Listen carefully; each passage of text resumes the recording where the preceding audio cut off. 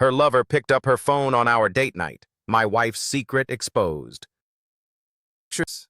A rainy Friday night in a cozy British pub, the kind where the beer's warm and the laughter's louder. Tom's finally got his wife Laura to himself, a proper date night to patch up their marriage's cracks. The fire's crackling, their hands are touching, and for a moment, it feels like old times. Then her phone rings, left on the table, and before Tom can blink, a man's voice, smooth, smug, and far too familiar, answers. "Laura's tied up, mate.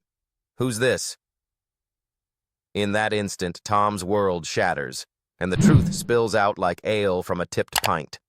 The rain battered the cobbled streets of Wetherby, a Yorkshire town where the river wharf murmured secrets, and the locals clung to their routines like lifelines. Tom sat across from Laura in the Black Bull, their favorite pub, its oak beams heavy with the weight of countless evenings. The fire roared, casting a warm glow over the worn tables, the air thick with the scent of shepherd's pie and bitter. It was their first proper date night in months, a chance to mend the distance that had crept into their 10-year marriage. Laura, with her chestnut hair tucked behind her ears and a smile that still made Tom's heart skip, looked like the girl he'd met at a Leeds festival, dancing to the Smiths in a muddy field. Their daughter Ellie, 6 and full of cheek, was at her nan's for the night, giving them this rare moment to reconnect. Tom had planned it all: dinner, a bottle of red, maybe a walk by the river if the rain eased. He'd noticed Laura's distraction lately, her late nights at the bookshop where she worked, her phone always buzzing with work texts. He chalked it up to stress, to the grind of parenting and bills, never suspecting more. As they laughed over a story about Ellie's latest school play, Laura's phone vibrated on the table, its screen lighting up with a call. She glanced at it, her smile faltering, and pushed it aside. "Just the shop," she said too quickly. But the phone kept buzzing, insistent, and Tom, wanting to silence it, grabbed it before she could. He swiped to answer, expecting her boss, but a man's voice came through, casual and cocksure. "Laura's tied up, mate. Who's this?" The pub's warmth vanished, replaced by a cold knot in Tom's stomach. "Who's this?" he snapped, his Yorkshire accent thick with anger. Laura's eyes widened, her hand reaching for the phone, but it was too late. The voice belonged to Greg, a local artist who'd been hanging round the bookshop, all floppy hair and pretentious scarves. Tom had met him at a gallery event, thought him a bit of a prat but harmless. Now Greg's chuckle crackled through the line. "Oh, bugger. Tom, is it? Look, mate, it's not what you think." Tom hung up, his hand trembling, and stared at Laura. Her face was a mask of guilt, her lips parted but silent. "Greg," Tom said, his voice low, barely audible over the pub's chatter. "You're shagging Greg?" Laura's eyes filled with tears, her hands twisting the napkin in her lap. "Tom, I didn't mean for it to happen," she whispered. "It was a mistake." But the words were hollow, drowned by the memory of Greg's voice, so sure, so entitled, as if Tom was the intruder. The pub spun around him, the clink of glasses, the laughter of strangers, the fire's mocking glow. He saw the signs now.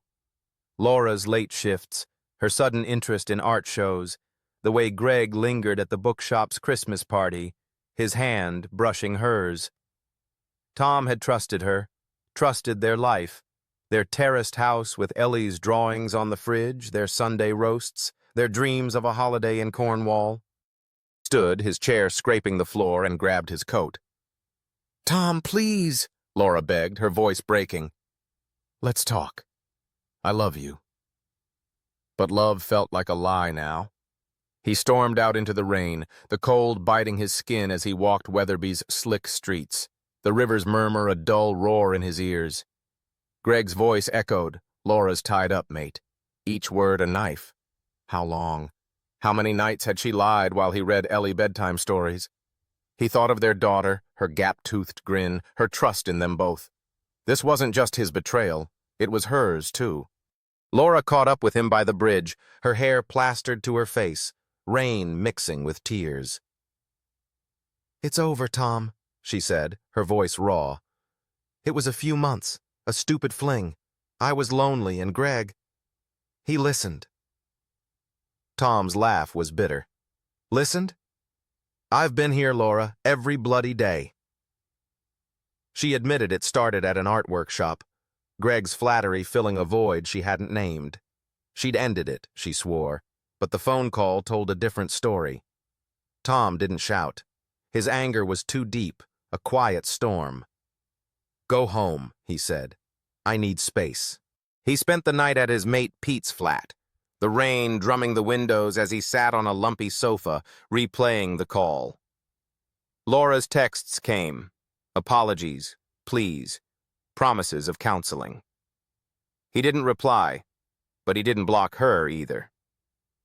By morning, he walked to the bookshop, its windows dark, and stood outside, imagining Laura and Greg there, laughing, touching. The pain was raw, but Ellie's face kept him grounded. Her love, her need for them both.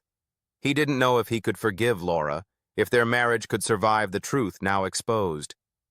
But as the Yorkshire dawn broke, painting the sky a soft pink, Tom felt a flicker of resolve.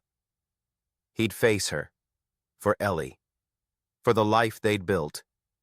The secret was out, and whatever came next, he'd meet it head on, one painful step at a time.